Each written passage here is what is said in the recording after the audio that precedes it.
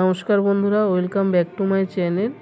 তো আজকেও আবার আরেকটা রেসিপি নিয়ে চলে আসলাম, পেঁয়াজের কলি রুই মাছ দিয়ে চচ্চড়ি। তো কিভাবে করলাম চলো দেখে নেওয়া যাক। এখানে 400 গ্রাম মাছ আছে, ভালো করে ধুয়ে টুয়ে নুন হলুদ লঙ্কার গুঁড়ো মাখিয়ে রেখেছি। আর এখানে 300 গ্রাম পেঁয়াজের কলি আর 250 মতো আলু ভালো করে কুচিয়ে নিয়ে ধুয়ে টুয়ে ভালো করে রেখেছি। তো এদিকে উনুনে কড়াই বসিয়ে কড়াইতে তেল দিয়ে দিয়েছি। তো প্রথমে মাছটা ভেজে নেব। তেলের মধ্যে একটু নুন দিয়ে দিয়েছি। নুন দিলে হয় কি, মাছটা আর নিচে লাগে না। দেখো কি সুন্দর উল্টে যাবে, একটু ভাঙবেও না, কোনো কিছু হবে না। তো এইভাবে করে মাছগুলো সব ভেজে নেব। তো উল্টে পাল্টে ভালো করে ভেজে নেব। তো শীতকালে এই পেঁয়াজের কলিটা খেতে ভীষণ ভালো লাগে। তো পেঁয়াজের কলি কে কে তোমরা খেতে ভালোবাসো। তো তোমাদের সাথে বকতে বকতে আমার মাছগুলো ভাজা হয়ে গেছে, এখন নামিয়ে নেব। তো 7 পিস মাছ ছিল, এখন 5 পিস, 2 পিস আমাদের আমার বর আর আমার মেয়ে খেয়েছে। তো এবার ওই তেলের মধ্যে জিরে ফোড়ন দিয়ে পেঁয়াজের কলি আলুটা ঢেলে দিয়েছি। তো একটু নেড়ে চেড়ে নেব। নেড়ে এবার একটু নুন দিয়ে দেব। নুন দেওয়ার পর শুধু লঙ্কা বাটা, অন্য কোনো মশলা দেব না, শুধু শুকনো লঙ্কা বাটা। একটু ঝাল ঝাল হবে, যেহেতু পেঁয়াজের কলিটাও একটু মিষ্টি মিষ্টি ভাব।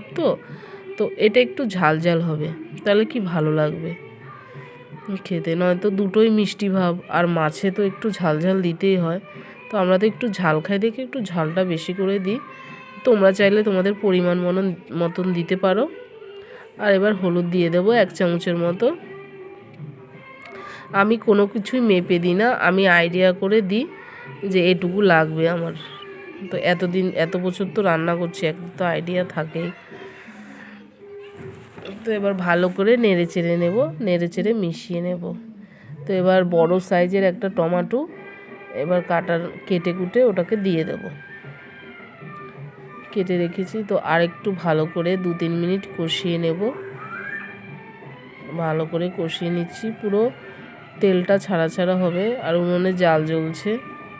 তো শীতকালে তো এই রকম রেসিপি খেতে দুর্দান্ত লাগে। তো আমার কাকা শ্বশুর যেদিন মারা গিয়েছিল সেদিনকেও আমি এই রেসিপি করেছি, সেটা জ্যান্ত রুই মাছের। তো সেদিনকে আমাদের ফেলে দিতে হয়েছিল, তাই আমার মেয়ে বলেছিল মা খুব টেস্টি হয়েছিল, তো আরেকবার করো। সেদিনকে তোমাদের সাথে শেয়ার করতে পারিনি। তো এবার দেখো পুরো ভাজা ভাজা হয়ে গেছে। এবার জল দিয়ে দিয়েছি, দেওয়ার পর জলটা ফুটে গেছে। এবার মাছটা দিয়ে দেব, 5 পিস মাছ দিয়ে দেব। আর আরেকটা রেসিপি করেছিলাম, ওটা বাঁধাকপি মাছের মাথা দিয়ে।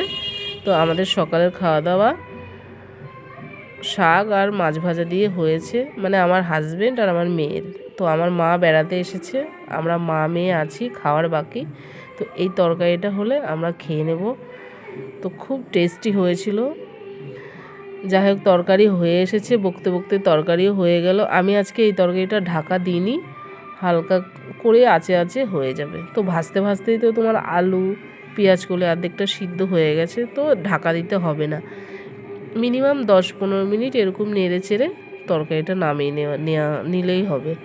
তো এখানে দেখো কত সুন্দর হয়েছে, একদম শুকনো শুকনো হবে। তো আমার তরকারি পুরো ফাইনালি রেডি হয়ে গেছে, দেখো কি সুন্দর হয়েছে। তো এবার নামিয়ে নেব। তো বন্ধুরা, কেমন লাগলো আমার রেসিপিটা? ভালো লাগলে একটা লাইক দিও, আর প্লিজ সাবস্ক্রাইব করে পাশে থেকো। আবারও দেখা হবে অন্য কোনো রেসিপি নিয়ে। সবাই ভালো থাকবে।